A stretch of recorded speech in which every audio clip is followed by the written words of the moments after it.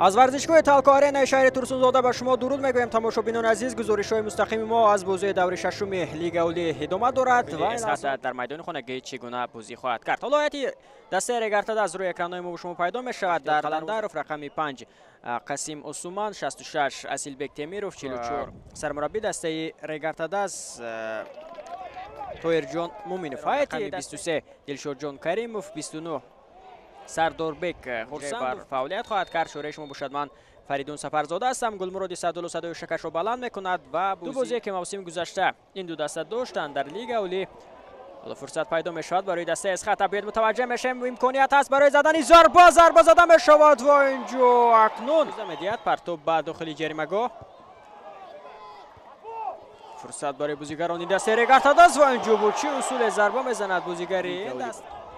کوشش نوبتی بازیگران دسته ریگارتادا از اینجا چگونه ضربه زده میشود و پرتابی او به داخل جریمه‌گاه برطرف میکنند دفاعگران دسته ریگارتادا. فرصت برای ظریفوف، یک ضربه دیگر زده میشود اینجا از باشد نو از خوجان شکست خورد.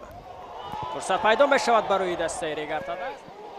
ضربه کنجی نوبتی به فایده ریگارتادا است. پرتاب به داخل جریمه‌گاه. فرصت هست برای دسته شهر ترسونزاده در هم برهمی در داخل جریمه‌گاه دسته اسقاط. اینجا ضربه زده میشود اما بلندتر چگونه فرصت بود. نوبتی بازیگران دسته اسقاط توسط کناری راست هجومی دسته رو اندازی کرده میشود. فرصت هست برای بولداران، بیاد متوجه میشیم، ضربه زده میشود و گل.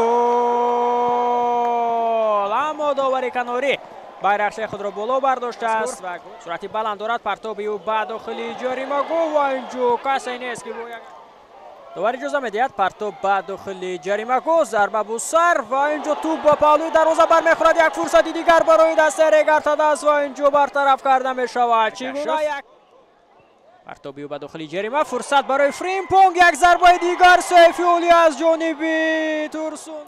بختیار ظریفوف اینجا توپ را سوی میشد. فرصت هست برای دسته اسقاط. بیاد متوجه میشیم، امکانی زدن ضربه هست، ضربه و گل. و ببینید که اینجا چگونه اشتباه میکند اسیلبک دفاعگری دسته ریگارتادا است و ماس همین اشتباه هجومی دسته شهر ترسونزاده. پس به سمندر امکانیت هست برای دسته ریگارتادا. از اینجا قاعده بازی ویران شد و دیاربک شوکیف زدن ضربه زده میشود و گل. حساب 1-1 میشود تماشابینان عزیز و میتواند که به خطا ضربه را اجرا کند شرف جان صالحوف. پرتاب و ضربه زده صالحوف شد به دیگر سمت رفت و همین ترتیب حساب برابر شده است و میتواند که بازی خود را در میدان خانگی برگزار کند. فرصت برای سنجر سیبوی از پای میافتد بازیگری دسته اسقاط. گلمراد سعدالله بچه اشاره میکند سیبوی بود یا نه، همین حالت رو باید مشخص کرد. گلمراد سعدالله بله اشاره میکند که پنالتی نیست. گلمراد سعدالله و حالا دسته در خطاری چهارگانه بهترین و اکنون موقع میگیرد. فرصت برای دسته اسقاط پیدا میشود، امکانیت هست برای آنها، بیاد متوجه میشویم و توپ رو داشته میگیرد که حساب را برابر کند.